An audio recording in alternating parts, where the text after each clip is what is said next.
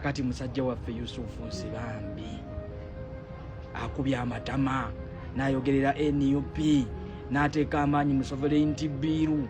Kakati ayinza okuviiramu awo kubanga bw'ate munnange eyamuyingiza oba eyamusendasenda ali mu bizibu ebitagambika. Ne Yusufu Nsibambi essaawa zino atula matiritiri akafo kayinza oddugenda amaaso maga oba omutima gunnumira omuntu omu eyali yeefudde looya w'abasibe Yusufu Nsibambi, munnamateeka Yusufu Nsibambi. Mu byonna ebigenda mu maaso ntunumaga ku TV ez'enjawulo, ku talk show ez'enjawulo, radio talk show, TV show, TV talk shows, ndabe ku bwana Yusufu Nsibambi ng'awa analysis ng'ayogera ku nsonga za Anita Amungo obudde buno, naye mpaawo kanyego kavaayo. Omusajja eyali ataddemu amaanyi amayitirivu agenda ku buli TV ku buli radio agezaako kakasa ye nga bwazze okulwanira abasibe ba NUP. Tubuuza olwaleero Anita Amungo ali waka wiikisi 2. Looya w'abasibe banaye Anita Amungo ng'omusuuliridde nga tonyega kagambo konna. Tutuleetera okulowooza nti munnange ne ku kasente oba ka transport akakuteekebwamu okuva Empigi ogenda ku NRM Secretariat nako kali mu kunoonyezebwako kubanga Anita Amungo ye yakakuwa. Tukimanyi bulungi nnyo oli mugole. Anita Amungo yabadde yakakwanjulayo mu NRM. Kakati munnaye naffe omutima gugamba tekiri nti aluddeyo kakabanga Anita Amungo ayisiddwa bwati. Kakati olwo omugole Yusufu Nsibambi kyekigenda mu maaso. Tutugamba nti n'aka uniform ke tuyinza okuyita gown eyakakuweebwa amangu ago yazzeemu ebituli oba tomanyiwa weeri wange essaawa zino guwandibadde ku front line. Yusufu Nsibambi totuusa kuviiramu awo.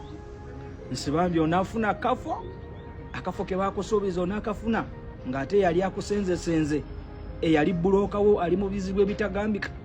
Nsibambi onaafuna akafo kweri? Oba Nsibambi naawe oyinza okunoonyerezebwako ku kasente akasooka okuwa nga transport money oba akasente akakugula okuyingiza NRM kubanga munnaye buli kasente kali mu kunoonyezebwako. Ensi eno bannaaye, ensi eno ekyuka naye otunulira NRM n'otunulira General Museveni n'onyeenya omutwe. Mukulu Nsibambi mujjukira we yali agenda nga joininga NRM. Kituufu yayogera ebigambo bingi ebiwerako naye nga bwe bagamba nti ebizibu tebimanyi nnyumba mbi. Ate munnange eyamusendasenda n'amukwata ku mukono amutwale essaawa ya kakati bambi mukazi wattu ali mu bizibu era gaakaaba gaakumba mpaka tomanya nga biwedde oba oliawo Nsibambi ajja kunywerayo eyo. Naye oluusi batuuka ne babakuba ebikono era tulabye bangi nnyo abagendayo ate oluvannyuma ne bakuba enduulu. Awo tuvuddewo tudde ku mukulu Nobert Mao. Naye ebyo si birungi bitya. Abaffe mpulidde n'okulya nti Nobert Mao afunye obululu 15. Minisita wa Justice omulamba, ministry namba. Mbadde nsuubira mu parliament omwo mulimu bannamateeka abayitirivu. Antony General wa Government mbadde nsuubira naye asobola okusitula akalulu ke. Nobert Mao Museveni akyakulabamu omulamwa mukyalina endagaano ey'okuzza kubanga olwaleero olaze obunafu nti Nobert Mao Minisita wa Justice omulamba afuna ate obululu 15 ne Paulo Mwiru afunye obululu 6. Kati nno kino kye twadde tugezaako bagamba babuuza nti lwaki Paulo Mwiru agenda okuvuganya ku kifo ky'obwa speaker nga tumanyi NRM yesinza numbers nupo ina ababaka 49. Olwaleero Nupu candidate wa Nupu Paulo Mwiru adavuganya ku kya speaker avuddeyo n'obululu 6. Kikulaga ki nti waliwo unity at least ekyo tubadde tunoonya okusigira banna Uganda nti opposition esobola okukolera awamu weewaawo NRM erina numbers ennyingi n'ekino kye tubadde tunoonya. Gundi Mwiru abasobodde okugjayo obululu 6 akoze nno kubanga tujjukira bulungi nnyo ku Ssemujju Nganda bwagana yadde n'okuwerayo 20.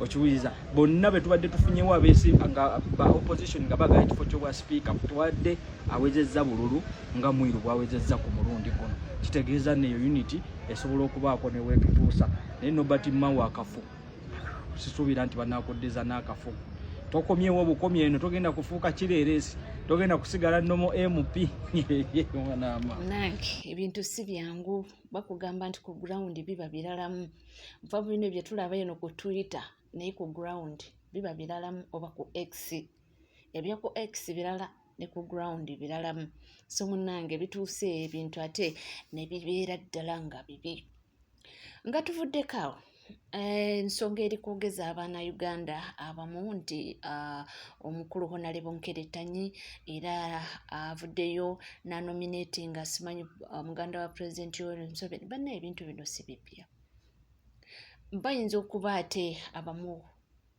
bakitutte mu ngeri ndala nalabako obalu yali parliament kyawo abaludde oluvuganya gavumenti bwe bavaayo ne banominatinga yali omukulu Sekandi yali mukulu Sekandi naye nga bakikola si kugamba nti baali bakitegeeza of course baali baagala kwawulamu bantu bano nti singa bakkiriza ne bamunominatinga bana NRM bayinza okwesalamu bamu ne bamulonda abamu ne balonda by then oba yali Kadaaga nga oba yali Kadaaga oba yali Jacob Oulanyah sijjukira bulungi awo nti oba kiyinza okubaako kikiyambako ate eyeesimbyewo ku oludda oluvuganya gavumenti n'afuna obululu naye ayina engeri kale engeri gyakituutemu katuwulirize engeri gyagezaako kubanga explaininga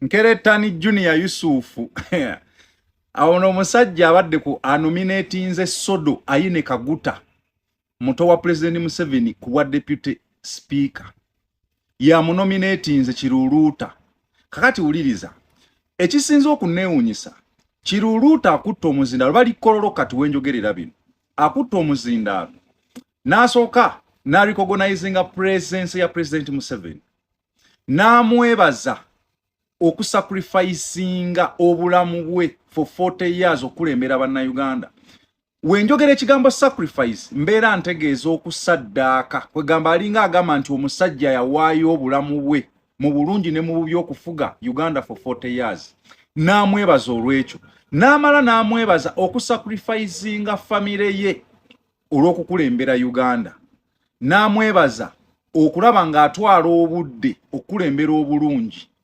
bannayuganda ono Kiruluuta wa NUP y'omu ku bavoko MPs ba NUP be yatutte abakwata omuzindaalo ne boogera ne banaamiriza Kiruluuta ye MP wa Kalungu East eri mu Masaka era ye yajjayo Katabazi Francis ayina kadi ya NUP so kati yagenza mu PLU ne Sempijja Vincent Bamulangaki taata wa Honorable Justin Namere Kiruluuta wamaliriza bino wakati mu nduulu ezibaddewo mu babaka ba NRM ababadde bamuwulira ng'ayogera bino nga praisinga President Museveni n'amala n'anominatinga Sodo Ayine Kaguta okubeera nga bamulonda ku bwa deputy speaker obwa Uganda ono Sodo Ayine Kaguta ye MP wa Mawogola North still ereyo mu Masaka eyo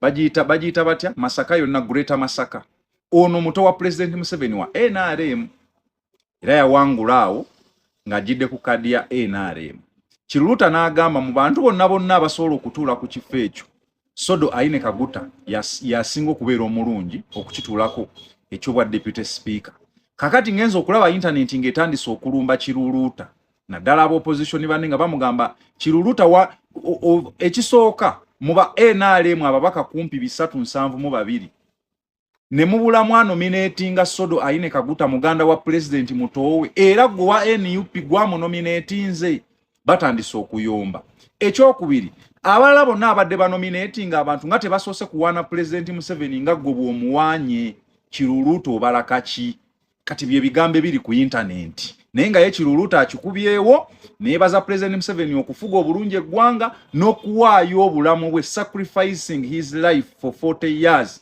okulembera Uganda n'amaana Sodo Ayine Kaguta mutowe yasaanidde okubeera deputy speaker tanominatinze n'abakibiina kye bonna weebali there over 49 of them okay 48 nga yo omugjeeko taba nominatinze mu babaka bonna abalonga n'ekibiina kyo bataddeko yalabye nga Sodo Aine Kaguta yasaanira okubeera deputy speaker. Kati Nemboko etandise okunyoka ku nga tweyongerayo mawulire ag'enjawulo tukyatunuulira ensonga za Anita Among abadde speaker wa parliament naye ng'essaawa ya kakati munnange bamutwala talinnya era nga ebintu essaawa eno oyinza okugamba nti byamwonoonekera dda. Omuweesa w'emmotoka bwe yali agiweesa yagiteekamu giya ya livansi so nga ate yagikola kukutwala mu maaso gy'ogenda naye yamanya nti waliwo akaseera nga kikwetaagisa okusooka okuddako emabega okusobola okutuuka obulungi gy'ogenda.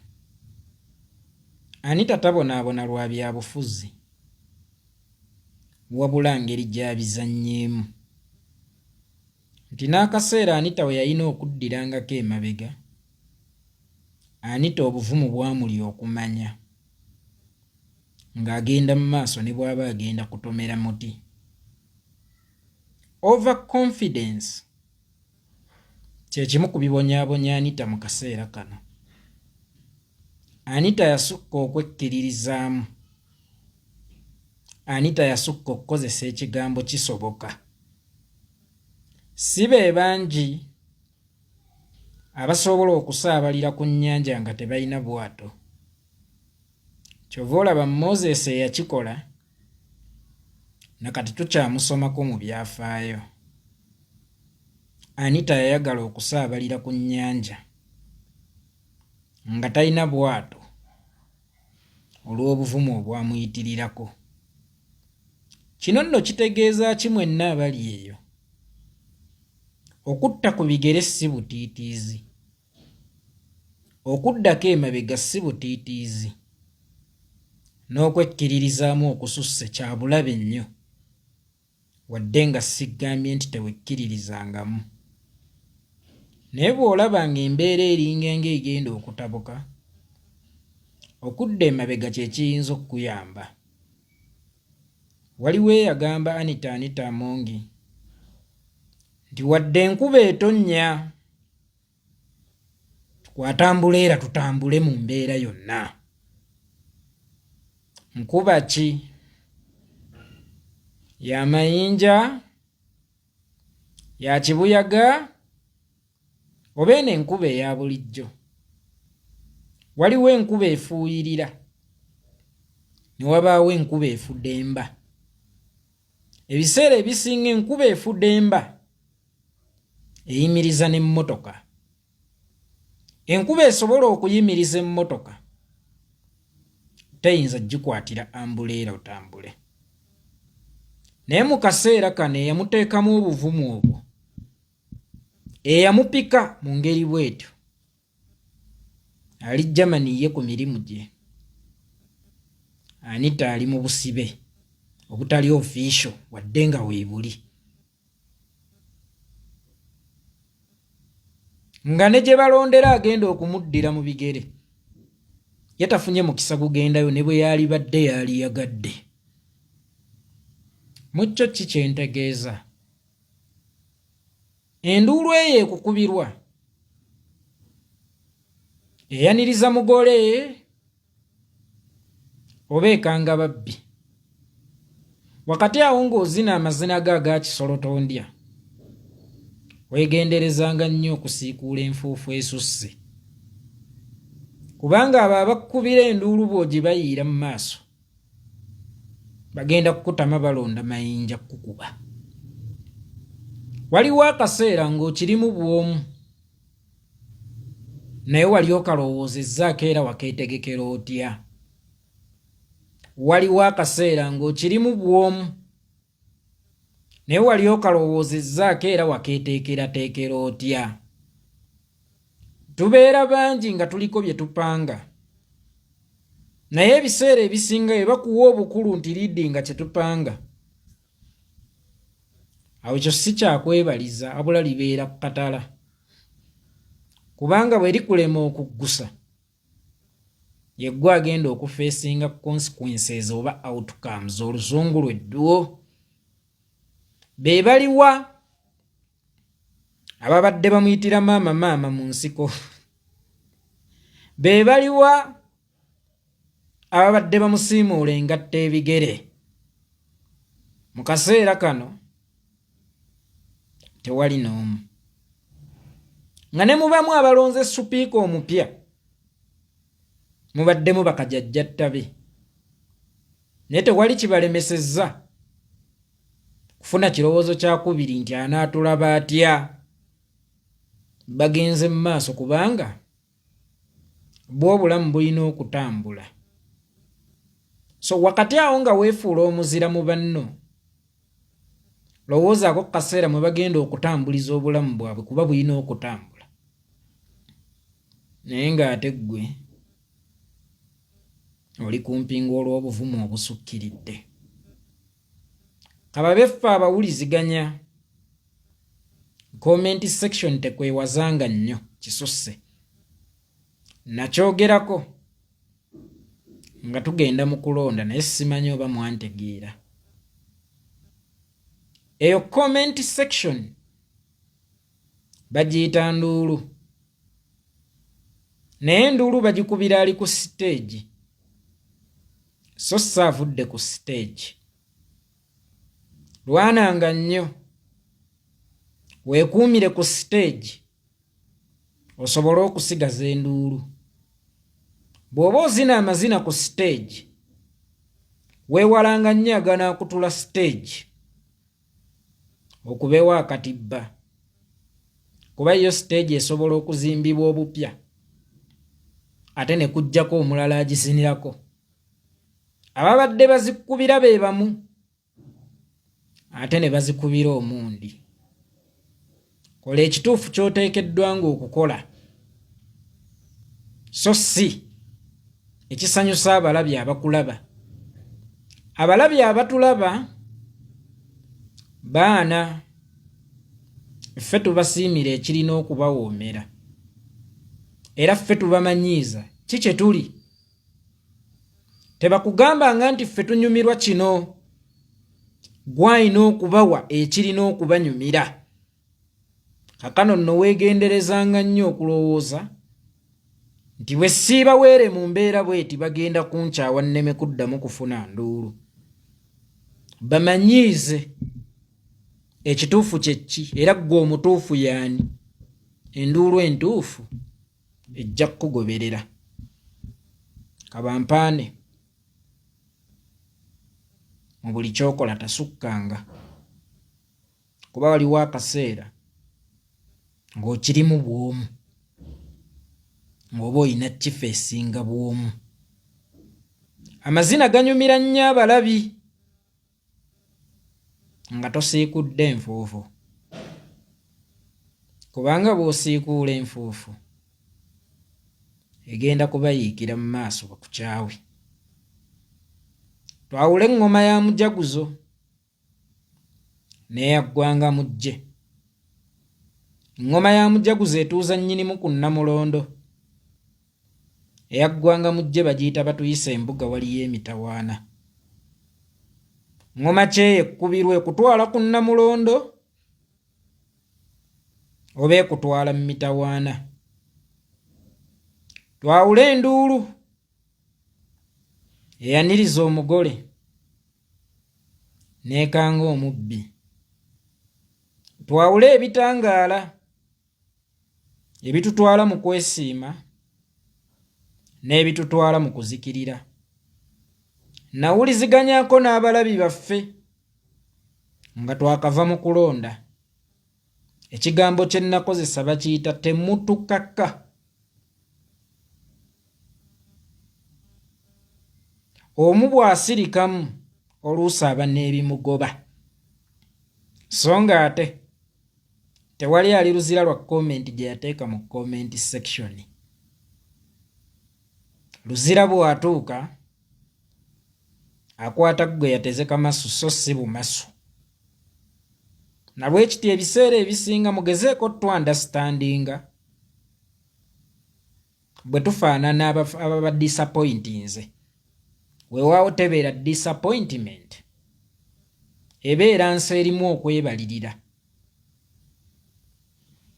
weebale kubanga weekuumidde ku NCK TV. Teweerabira kubanga osubscribinga, ringinga that notification bell, sharinga, likinga, ebisigadde tukomo nabyo tofaawo.